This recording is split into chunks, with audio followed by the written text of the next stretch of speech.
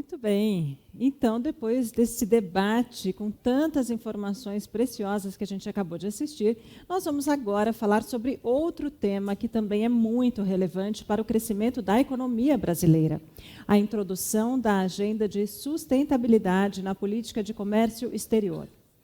Especialmente no momento atual, no qual acabamos de acompanhar a realização da COP26, uma das conferências da Convenção Quadro das Nações Unidas sobre mudança do clima mais esperadas dos últimos tempos, fica evidente que a sustentabilidade é uma exigência crescente em todos os setores da economia. No caso do comércio exterior, isso não poderia ser diferente. Então, agora, para conduzir esse painel, nós vamos contar com a participação de Ulisses Rapace, sócio-diretor da Prospectiva Consultoria. Por favor, Ulisses, pode se posicionar no palco. Obrigada. E nós também teremos a honra de contar com a participação da excelentíssima senhora Ana Paula Repesa. Ela é secretária executiva da Câmara de Comércio Exterior do Ministério da Economia. Seja bem-vinda, pode se acomodar. Também contaremos com a participação da Gabriela Dorliak, diretora executiva da International Chamber of Commerce, a ICC Brasil. Por favor, seja bem-vinda. Pode tomar o seu lugar. Também contaremos com a participação do Henrique Lian, diretor de Relações Institucionais e Mídia da Proteste. Henrique, bem-vindo de volta ao nosso palco. E também convidamos para participar das discussões Marco Antônio Fujihara. Ele é sócio fundador da Ecofix Securities. Seja bem-vindo.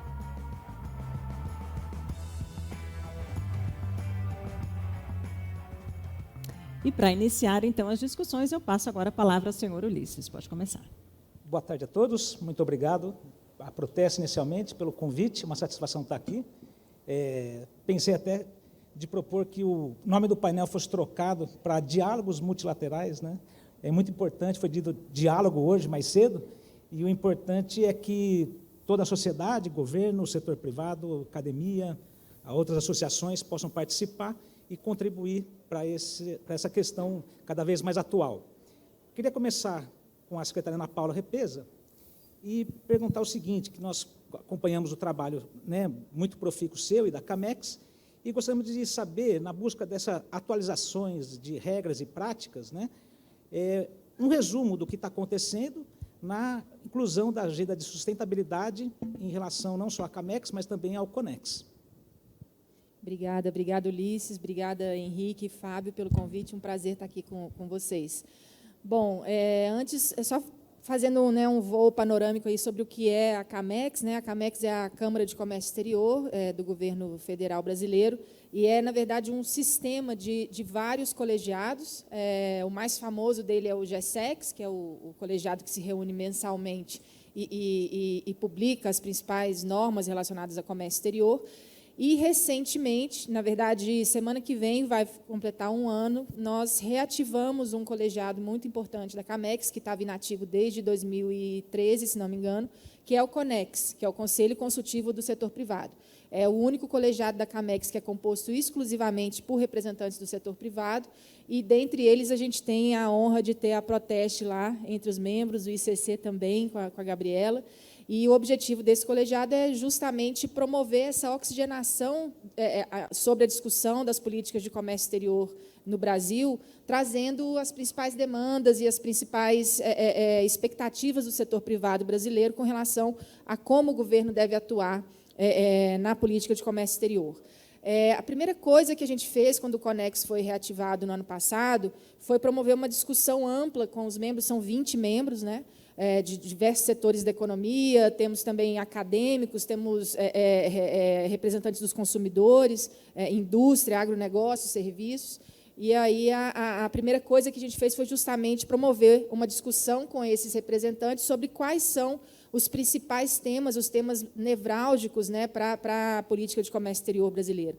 E eu confesso que foi uma surpresa para mim, Ulisses, quando nós percebemos que o único tema que foi unanimidade entre os 20 membros, entre todos os setores, foi justamente a questão da inclusão da sustentabilidade na agenda de comércio exterior brasileira. Eu confesso que eu não esperava, eu sabia que surgiria, óbvio, é um tema do qual nós não podemos escapar, mas eu não imaginava que fosse ser que viesse de forma tão forte, tão robusta e com essa unanimidade, né? Então, a partir dessa percepção de que, realmente, para que o Brasil consiga colocar em prática, colocar em curso toda essa nossa expectativa de maior integração à economia global, que, inclusive, foi tratada no painel anterior, né, nos 2 painéis anteriores, seria fundamental a gente tratar de forma estruturada e estratégica a questão da sustentabilidade dentro da nossa política de comércio exterior. No atual momento, né, a partir aí dessas discussões que se finalizaram em março desse ano, nós estamos com alguns estudos em curso, um sendo liderado pela Proteste e outro pelo ICC, não coincidentemente, que vão apontar, que vão trazer para nós, de forma bastante clara, quais são essas demandas concretas e quais são esses direcionamentos concretos que o setor privado brasileiro quer que esteja incluído na agenda de política comercial, na nossa agenda de política comercial. Da parte do governo, o que já vem sendo feito? Essa percepção e essa comprovação, né, da importância do tema a partir do que veio do Conex, já nos faz discutir de forma mais estratégica e mais estruturada nos conselhos mais altos da CAMEX, que é o Conselho de Estratégia Comercial, que é composto pelos ministros, como é que a gente inclui, por exemplo, nas nossas agendas de negociação internacional, de acordos internacionais, como é que a gente inclui esses temas relacionados à sustentabilidade. A gente pode e deve ter duas formas de encarar essa temática, né? A forma ofensiva e a forma defensiva. Né? A forma ofensiva é a gente capitalizar, na boa acepção da palavra, lógico, mas é a gente capitalizar a partir dos nossos atributos de sustentabilidade e a partir de uma busca cada vez maior por melhores práticas, e aí vem a questão da OCDE também, vem a questão do PCN, que a Evelyn mencionou agora há pouco, como é que a gente implementa e reforça a implementação dessas boas práticas nas empresas brasileiras que queiram exportar, e também como é que a gente, por exemplo, agora a gente deve entrar em negociação com o Vietnã, estamos começando já, né, com o Vietnã. É uma preocupação grande do setor privado brasileiro, especialmente setor têxtil, calçadista, que esse acordo permita a entrada de produtos que sejam fabricados lá a partir de práticas de trabalho forçado, etc. E tal. Então, como é que a gente coloca essa discussão na negociação do acordo, de forma também sermos justos, tanto com as nossas empresas aqui, para que não enfrentem concorrência desleal, com dumping social, mas também com os exportadores de lá, que também estão buscando se adaptar às melhores práticas internacionais. Então, em linhas gerais, é isso. Eu estou preocupada aqui com o tempo, estou vendo o Henrique olhando ali para o painel, não sei se eu estourei meu tempo ou não, mas o fato é que, a partir dessa constatação da relevância do tema para o setor privado brasileiro, a agenda a agenda de sustentabilidade entrou de forma definitiva nas discussões de política comercial. Elas não conseguem se dissociar mais, graças a Deus. Que bom. Muito obrigado, Ana Paula. A próxima participação eu vou pedir para a Gabriela Dorliac.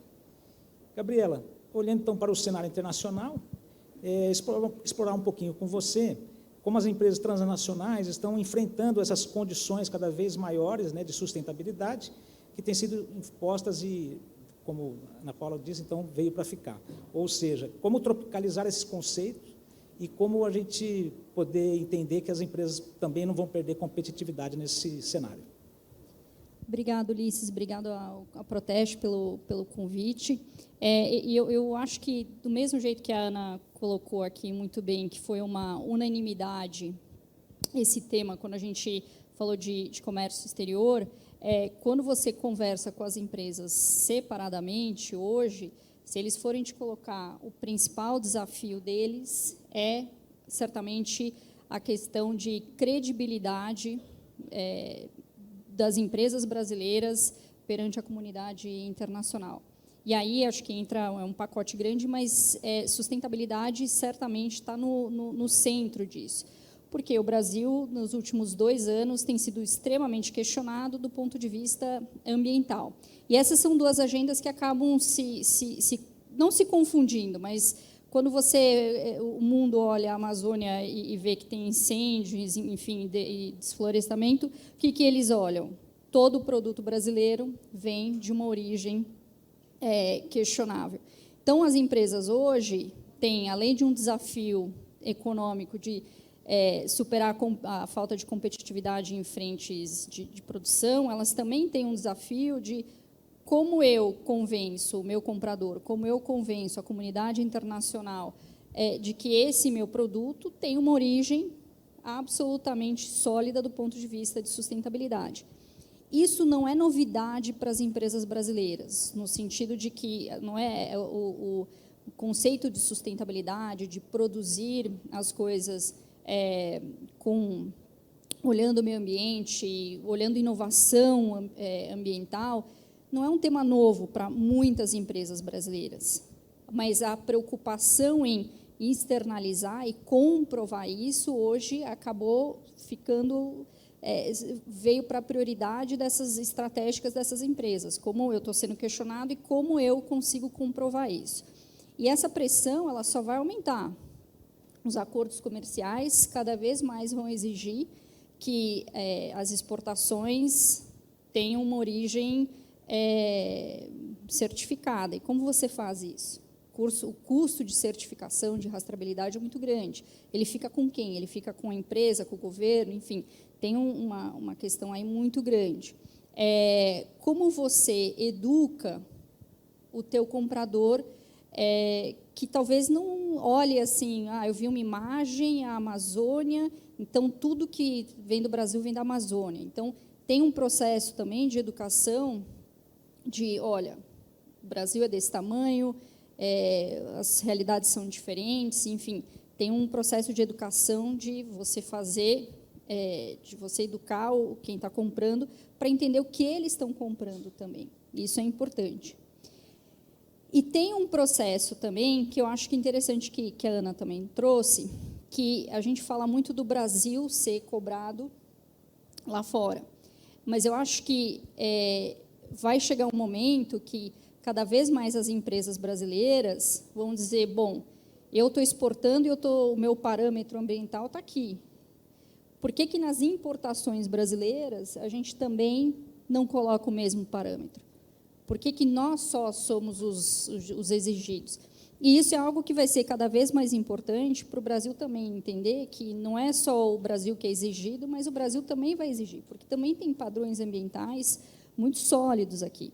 Então, acho que essa é uma, digamos, para as empresas, é um grande novo mundo estratégico, é uma prioridade, e a preocupação agora é como a gente externaliza isso, como a gente melhora as nossas práticas, mas como a gente externaliza isso de uma maneira muito mais contundente, trabalhando também com o governo. Gabriela, e muito interessante para um país de tradição positivista como o nosso, e com a força muito grande sempre do governo central, do Poder Executivo Federal, a gente vê o poder indutor de mudança pelo setor privado, por compromissos e por assumir padrões que não estão necessariamente na lei. E isso acho que foi uma mudança incrível, cultural, dentro do Brasil. Como você falou, antes tudo muito dependia do governo, então o governo demandou isso, o governo vai fazer aquilo, e, na verdade, o setor privado decidiu que ele ia se posicionar com uma visão de o que nós acreditamos de sustentabilidade, o que nós queremos para o país, quais são os padrões que nós vamos nos auto-impor, e isso vem acontecendo há 2 anos. E não foram só as empresas individualmente, isso gerou também das associações, muito provocadas pelos seus membros, uma necessidade de pensar, bom, onde a gente se posiciona e como a gente se posiciona. E foi interessante também porque as empresas demandaram que as associações, que nem sempre se comunicam, se coordenam, trabalham de maneira muito uniforme, a sentar, a conversar e agir de forma muito mais coordenada e colaborativa. Então, isso também é outra mudança cultural aqui que vem acontecendo. Excelente, muito obrigado. Bom, queria agora pedir a participação do Henrique Lian. E, Henrique, o tema de sustentabilidade, historicamente, esteve nas mãos dos ambientalistas, por óbvio, Hoje a gente vê o setor privado cada vez mais, o setor privado, o setor produtivo cada vez mais presente, e agora também os consumidores. Na sua opinião, qual é a compreensão do consumidor sobre essa agenda e a visão da Proteste sobre a questão da sustentabilidade, de uma maneira geral, e a inclusão desse tema na política comercial brasileira? Pergunta ampla, vamos tentar cobrir. Já começo com um mea-culpa, né? De fato, o tema da sustentabilidade chegou tardiamente ao movimento consumerista, né? Muito arraigado na questão de preço, qualidade, direitos básicos do consumidor, que, infelizmente, na maior parte do mundo, ainda não são respeitados. Talvez o Grupo Euroconsumers tenha sido o primeiro grupo consumerista internacional a aprovar um manifesto de sustentabilidade, anos atrás, chamado Approved by Tomorrow, dizendo que uma escolha de consumo que eu faço hoje tem que ser avaliada no tempo. Daqui a 5 anos, ela tem que se mostrar tão boa quanto ela se mostra hoje, né? E se ela for contra valores, do ponto de vista econômico mesmo, socioambientais, culturais, de governança, ela não vai se mostrar tão boa assim. Então, a gente vem trabalhando esse tema e, como a secretária Ana Repesa mencionou, liderando no Conex essa discussão. Primeiro, reconhecer o trabalho da Ana de recriação do Conex. Anos de trabalho para recriar o Conex. E, segundo, mais difícil do que recriar o Conex, garantir um espaço de representação consumerista dentro do Conex. Então, um conselho de setor privado que inclui as maiores empresas e que trata do core da economia brasileira, né, tem agora 2 representações de organizações de consumidores, a Proteste e o IDC, Proteste representada pelo Fábio Zacarias, nosso CEO. E aí, como a Ana disse, o tema veio e nós acabamos nos candidatando para liderá-lo, né, um pouco pretensamente, tendo organizações gigantescas como o ICC ou a CNI, e acabamos sendo escolhidos para essa liderança. Então, qual é o trabalho que a gente está fazendo? Com um olhar de consumidor, mas sem perder a vista do setor privado, do governo, da academia.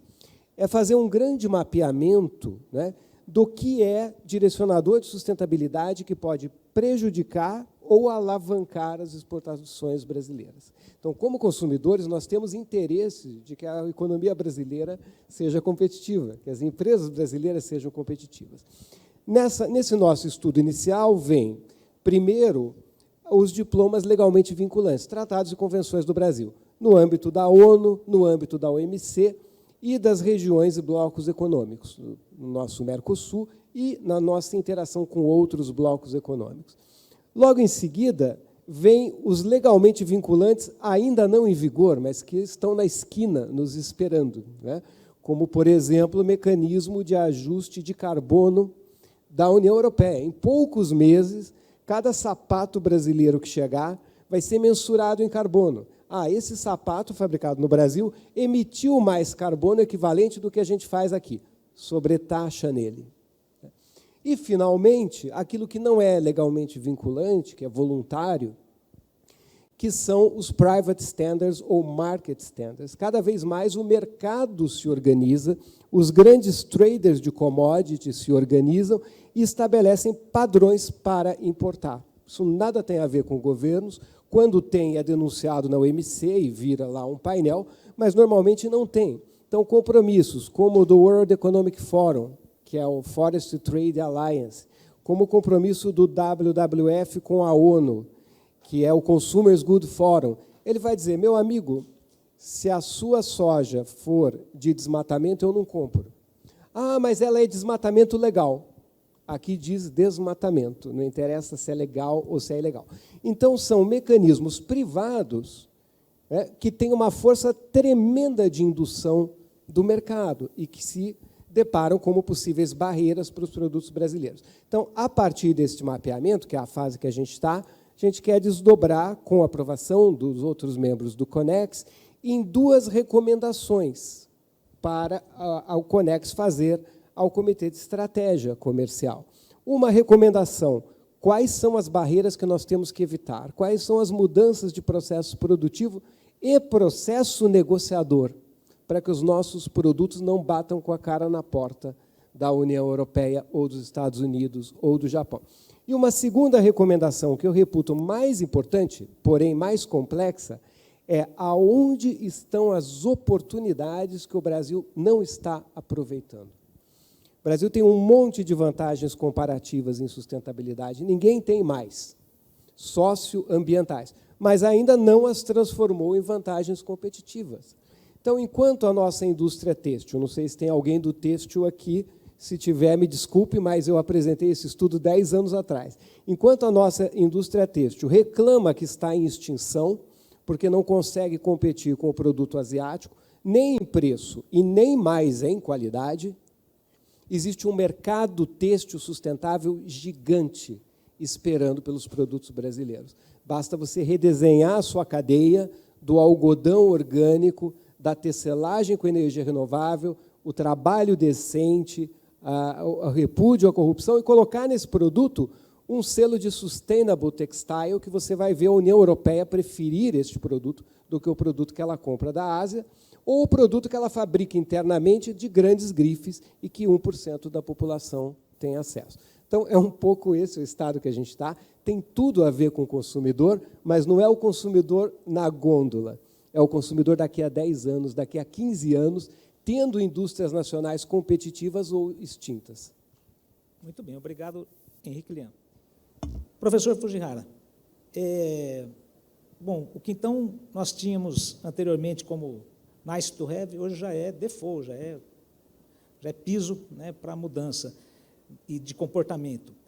E pensando aqui, por exemplo, no que o Lian comentou do Carbon Border Adjustment Mechanism, já está na agenda das empresas brasileiras, na sua visão, há trabalho já prévio para se preparar para essa nova realidade? Antes de falar do Carbon, deixa eu dar uma informação para... Esqueci seu nome, desculpa. Eu trabalho com uma associação que chama BVTEX. A gente criou todo o self-regulation do varejo têxtil. E não foi preciso o governo estar junto, a gente criou todo o sistema de autorregulação. E hoje todo o sistema de autorregulação da BVTEX está calcado em auditorias externas, está calcado em compliance efetivo. A BVTEX criou todo o sistema de compliance, eu sou o gestor disso, porque, na verdade, a grande dificuldade era encontrar um boliviano amarrado na máquina de costura. Então, você tinha que ter um compliance social muito grande.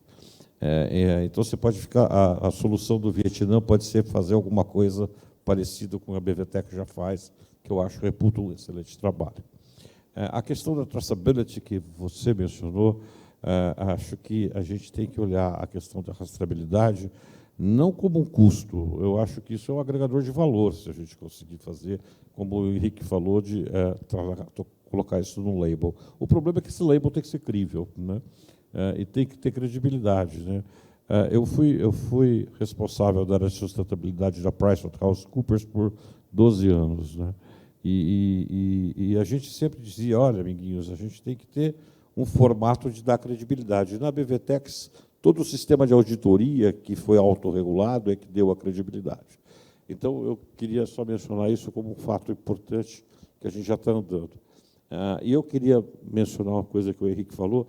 Como eu só tenho barba branca, eu estou meio velho, em 2004, se eu não me engano, 2005, eu escrevi um artigo na Harvard Business Review que eu dizia que são dois atores que contribuem para a sustentabilidade. Um é o investidor e o outro é o consumidor, né? Só tem esses dois atores para contribuir para a sustentabilidade. Eu não conheço nenhum outro ator mais importante do que o consumidor de um lado e o investidor do outro. E eu vejo que os investidores estão se organizando, existem várias organizações internacionais, PRI, PRO, sei lá, tem várias coisas que já estão se organizando no sentido de entender aonde eu aloco meu capital e por que meu capital alocado nisso é importante. Não só para diminuir riscos, mas porque também tem boas oportunidades de negócio. No caso do consumidor, eu tenho visto pouco, sabe, Henrique? Pouco esse movimento. Na Europa, sim, nos Estados Unidos, menos. Nos Estados Unidos, esse movimento existe na Califórnia, é muito pautado na Califórnia do que em outros estados. Em Ohio, por exemplo, nunca vai passar esse negócio. Mas, enfim, é só para entender que esses são os dois atores que são importantes. Se você quer mudar o mundo, tem que escutar o investidor e tem que escutar o consumidor. E esse artigo, eu não me lembro, acho que é de 2014, mas você perguntou do Border Carbon Adjustment. Isso é uma realidade, já chegou, não é amanhã, sabe, Henrique, já está aqui. E não é só o sapato, é tudo. Agora, para que isso aconteça, a gente saiu de Glasgow com uma percepção que estava tudo resolvido. Nós temos um dever de casa imenso, né? Imenso, desde regulação de tudo aqui no Brasil, né? E eu vejo algumas entrevistas hoje nos jornais, o mercado de carbono vai ser de 10 trilhões de dólares, o Brasil tem um monte de oportunidade. Nós não temos oportunidade, porque nós não temos regulação local. Nós nunca, sabe? Então, eu fico sempre raciocinando que a falta de um processo regulatório local, que seja self-regulation ou não, eu prefiro sempre o self-regulation, sabe? É que eu não gosto muito de governo, desculpa, mas eu acho que o self-regulation é enorme. Então, as entidades empresariais, em vez de ficar apontando as possíveis vantagens que a gente tem de um mercado de carbono, que eu não sei nem se a gente vai passar por ele, porque é tão complicado, a gente tem que começar a fazer self-regulation disso, como a BVTEX fez, e como outras entidades já fizeram, né? Eu me lembro que, por exemplo, o IBA tem processo de self-regulation para celulose. Eu lembro que, por exemplo, a siderurgia, eu trabalho com algumas siderurgias há anos. Então, para fazer aço, vai ter que emitir. Ótimo, então, se tem que emitir, como é que é o processo de autorregulação que eu tenho que fazer, né? Então, eu acho que assim, as entidades têm que começar a entender que a parte de self-regulation vai ser a condição necessária. E todo self-regulation, sabe, Henrique, dá mais credibilidade para o investidor, dá mais credibilidade para o consumidor.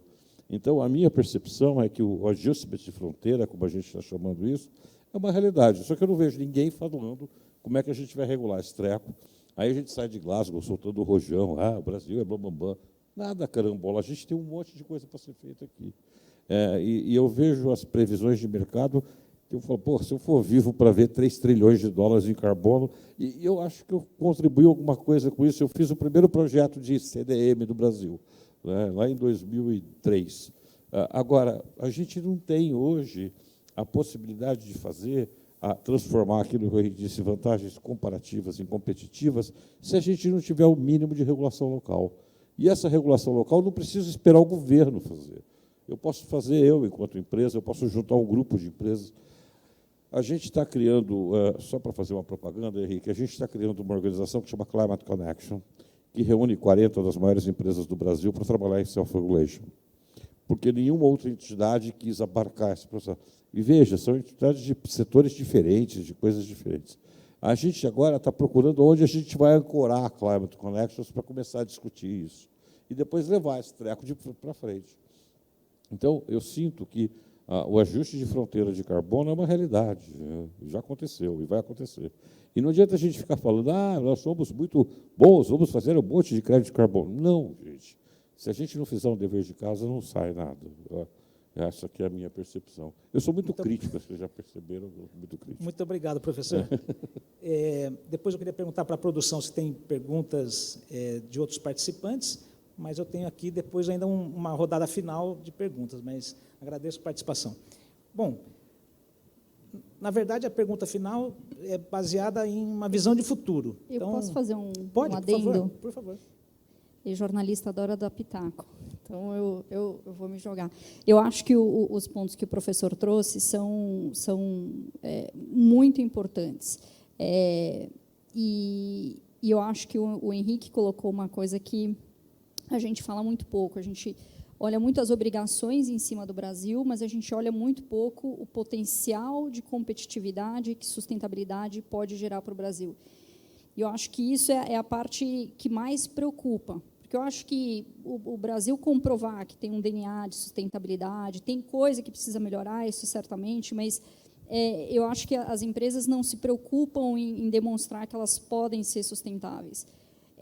A grande preocupação agora é como a gente se aproveita, no bom sentido, economicamente disso. O CBAM, eu acho que todo mundo vai ser um terror, enfim, mas a grande questão é que a gente pode chegar na fronteira e os produtos brasileiros podem ter muito mais competitividade do que um produto indiano, do que um produto chinês. O aço brasileiro pode chegar lá, e porque foi feito com uma matriz energética muito mais sustentável, enfim, ele pode chegar com uma competitividade muito maior. A sustentabilidade pode dar competitividade ao produto brasileiro.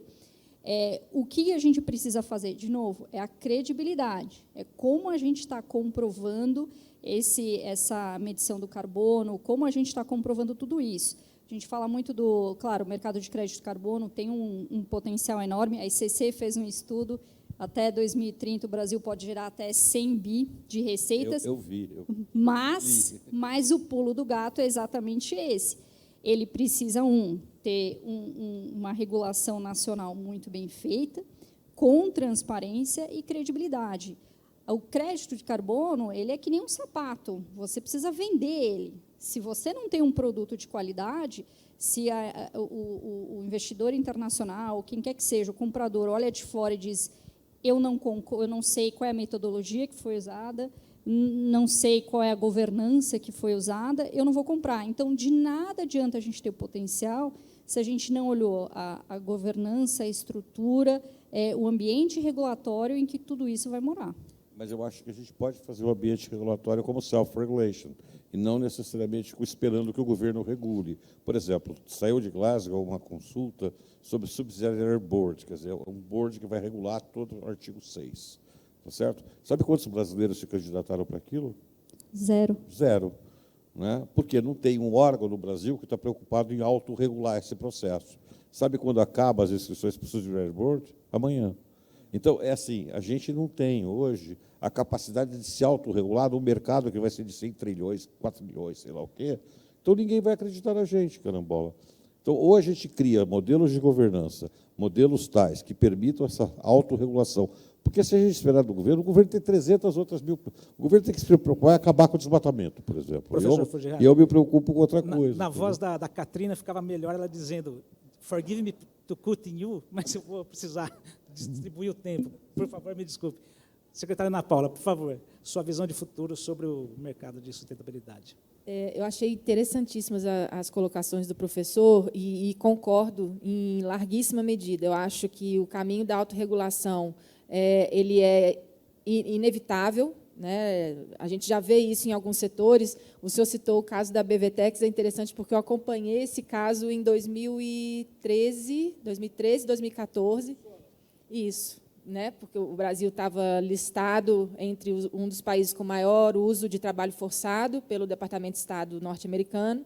Isso começava a afetar as nossas exportações. Renato Jardim, que hoje está na ápice, né, acabou de falar, estava na ABIT na época, e a gente fez todo um trabalho, eu estava na Apex Brasil, a Agência de Promoção de Exportações, a gente fez todo um trabalho de mostrar como o setor estava se autorregulando e que, portanto, a incidência de trabalho forçado estava diminuindo muito aqui no Brasil, para que o setor têxtil fosse retirado dessa lista norte-americana. Então, foi um grande aprendizado, e eu acho que foi ali que me deu o gatilho da importância da agenda de sustentabilidade dentro do comércio exterior, que ainda era uma coisa muito distante, né? Bom, então, assim, visão de futuro, eu acho que a questão da autorregulação é fundamental, mas entendo também a importância da gente manter esses canais de diálogo público-privados, assim como a gente está fazendo, né, com o Conex, que é a única maneira também do governo conseguir se atualizar o mais rápido possível com o que está acontecendo na ponta. Quando o senhor falou sobre que o investidor e o consumidor são dois elos, com certeza, é isso. Só que aí o governo está longe dessas duas realidades, né? Então, a gente precisa ter esse feedback de quem está na ponta para a gente procurar se adaptar. Como eu tinha mencionado na minha primeira fala, né, do ponto de vista específico de política comercial, também não vejo como um caminho sem volta essa inclusão da agenda de sustentabilidade nas nossas negociações internacionais, em toda a nossa definição de política comercial, porque isso realmente é o que já está girando o motor do comércio internacional no mundo inteiro, né, não só no Brasil. Então, a visão de futuro é que isso cada vez mais seja um elemento tão importante quanto tarifa, quanto barreira não tarifária, quanto logística internacional, mas também a sustentabilidade. Excelente, muito obrigado. Pular para o nosso anfitrião, Henrique Lian. Obrigado pelo anfitrião.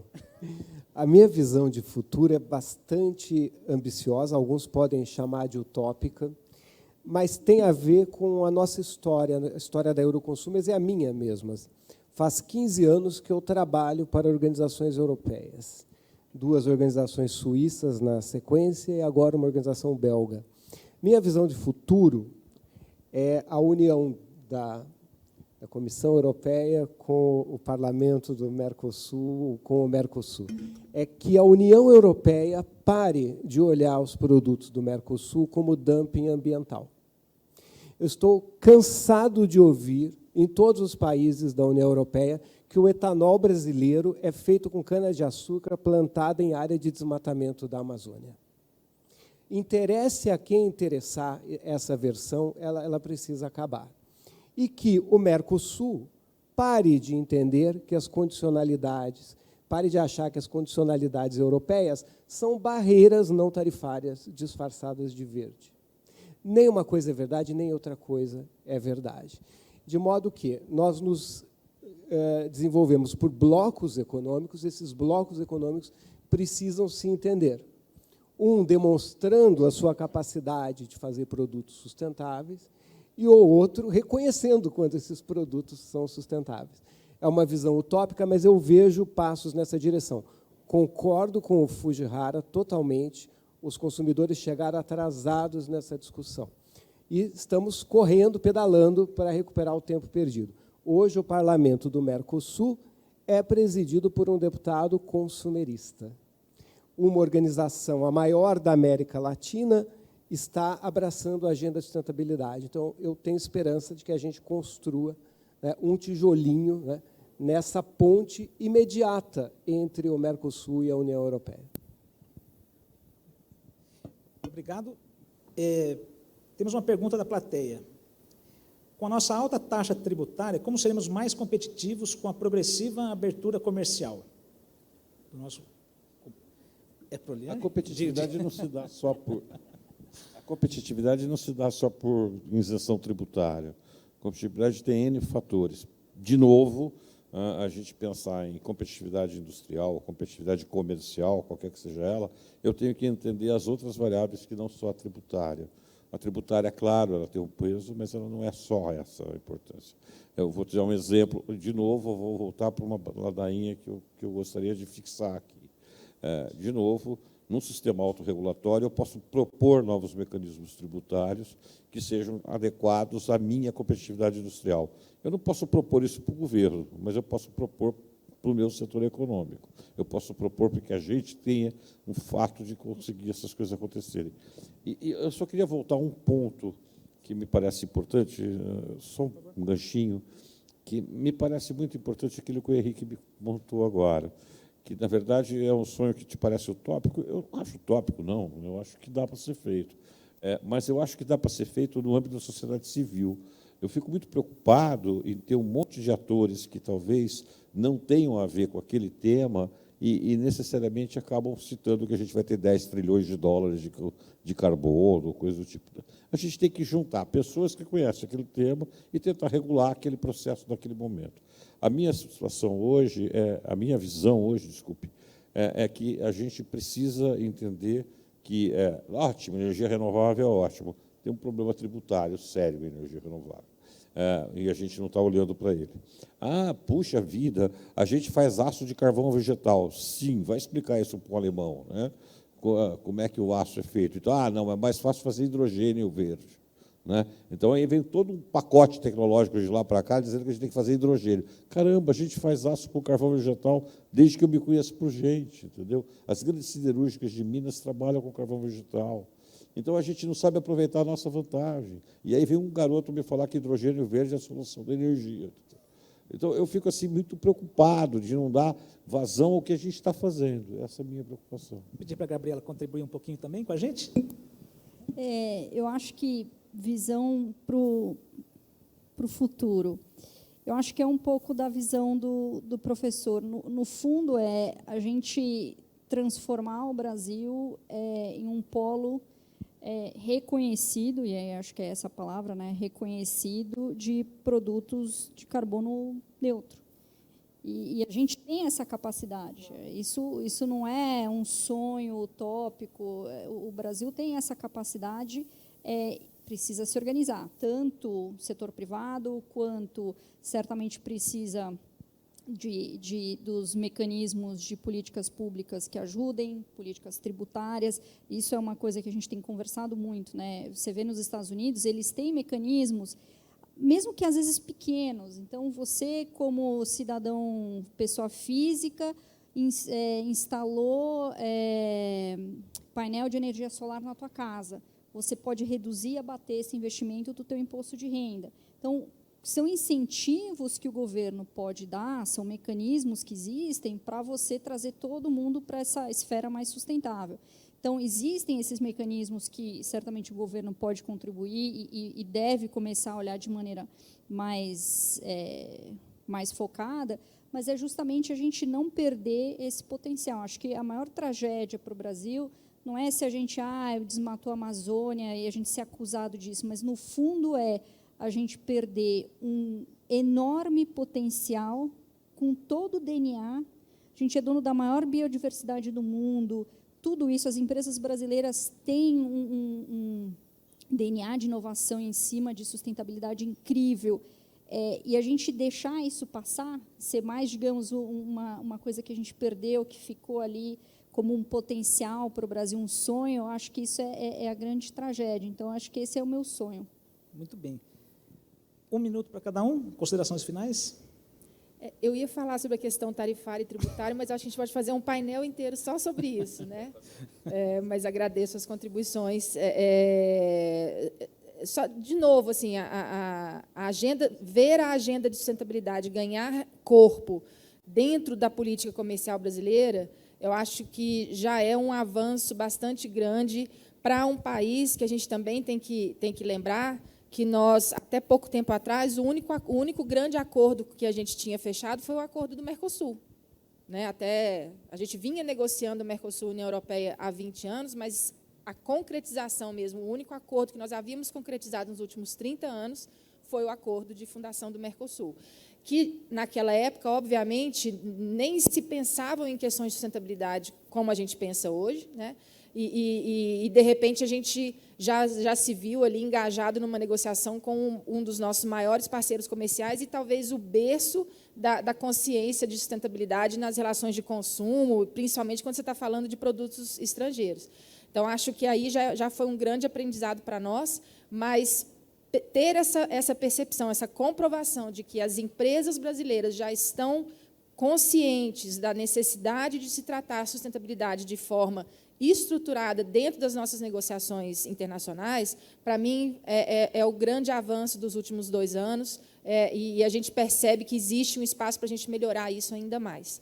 E agradecer mais uma vez a todos vocês aí pelas discussões e contribuições. Maravilha, nós agradecemos. Henrique Lian, o que esperar para o nosso futuro em termos de comércio exterior?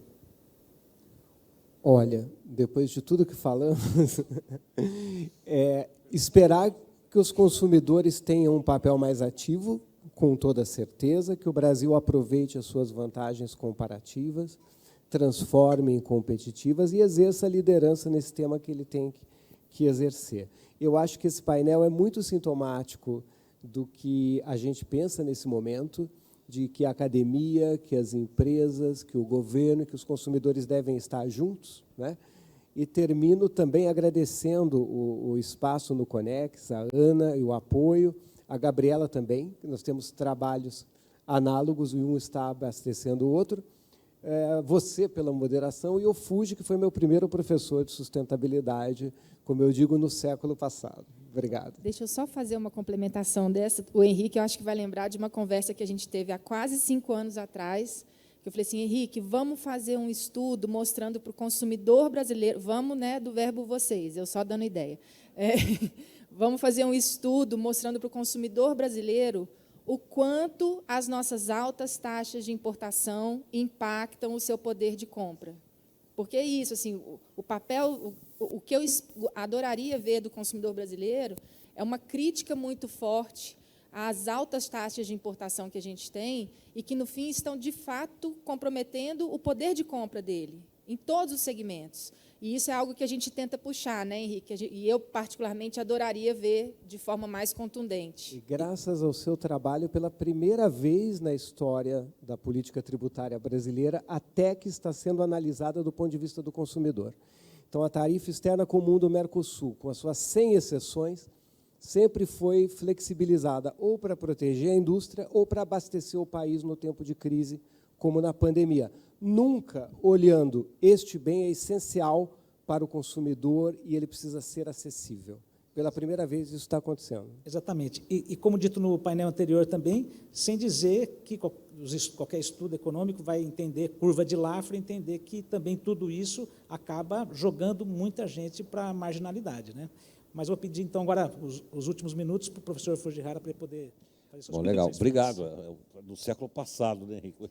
Caramba, só porque eu tenho barba branca, que eu vou fazer o bico de Papai Noel esse ano, enfim. Mas a ideia de discutir essa questão, eu gosto de discutir essa questão sempre olhando para frente, eu não consigo mais olhar para trás. Eu acho que a gente tem uma avenida de coisa para fazer no Brasil ainda, para a gente ter produtos de baixo carbono que não estejam o sapato que vai estar barrado na fronteira. A gente tem uma avenida para fazer isso. A minha percepção é só que a gente precisa se organizar para fazer isso. Eu acho que a gente está muito mal organizado setorialmente, a gente está muito mal organizado dentro do governo, na esfera pública, a gente está muito mal organizado em vários lugares. A gente queria ter um locus para conseguir fazer essa coisa. Algumas organizações empresariais estão conseguindo fazer isso ou aquilo, mas também ainda muito pequeno. A minha percepção, talvez a minha percepção para o futuro, é que essas organizações precisavam de se juntar, né, e de começar a trabalhar conjuntamente em pautas muito, muito positivas. E aí, depois que você tiver essa coisa pronta dessas pautas, aí você leva para o governo. Olha, aqui está pronto, a gente fez assim, o nosso dever de casa a gente fez. Porque se a gente for trabalhar junto, vai ficar um negócio muito louco, porque sempre vai ter uma questão regulatória que a CVM vai não concordar, que o IBAMA não concorda, que não sei quem não concorda. Então, acho que a gente tem que fazer um dever de casa entre as entidades empresariais. Eu sou conselheiro da Fiesp. Da Fiesp a gente não consegue fazer isso porque é muita complicação também. Mas eu acho que a gente precisava juntar entidades menores, como a sua, por exemplo, como essa que a gente está criando, de só empresas preocupadas com o clima e tudo mais, para que a gente possa trabalhar esse tema e levar para o governo o nosso dever de casa pronto. Porque senão não vai rolar. Esse é o meu sonho. Excelente. Muito obrigado a todos que participaram aqui. Nós temos um outro painel, não quero atrapalhar nem atrasar. E vamos seguir. Muito obrigado mais uma vez por todo mundo que participou até agora. Obrigado.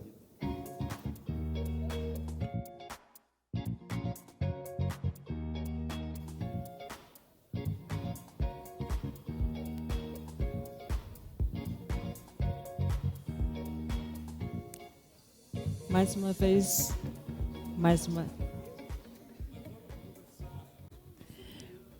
uma vez, nós agradecemos a todos os participantes desse último painel de discussões que nos trouxe informações tão importantes para o ambiente de negócios brasileiro. Dentro de alguns minutos, nós vamos seguir para o painel de encerramento aqui do nosso evento. Ele será um momento de uma reflexão mais ampla, que vai contar com as contribuições de notáveis formuladores de políticas públicas da Europa e também aqui do Brasil. O tema do nosso painel de encerramento será o futuro do futuro, novos desafios e oportunidades, tendências, armadilhas e garantias no relançamento da economia em uma era pós-Covid.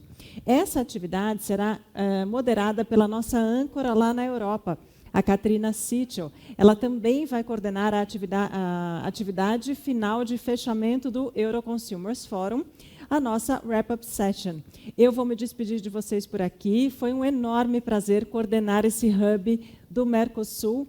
Mais uma vez, muito obrigada. E dentro de poucos minutos, a gente segue, então, com a nossa conexão na Europa. Muito obrigada e até daqui a pouco.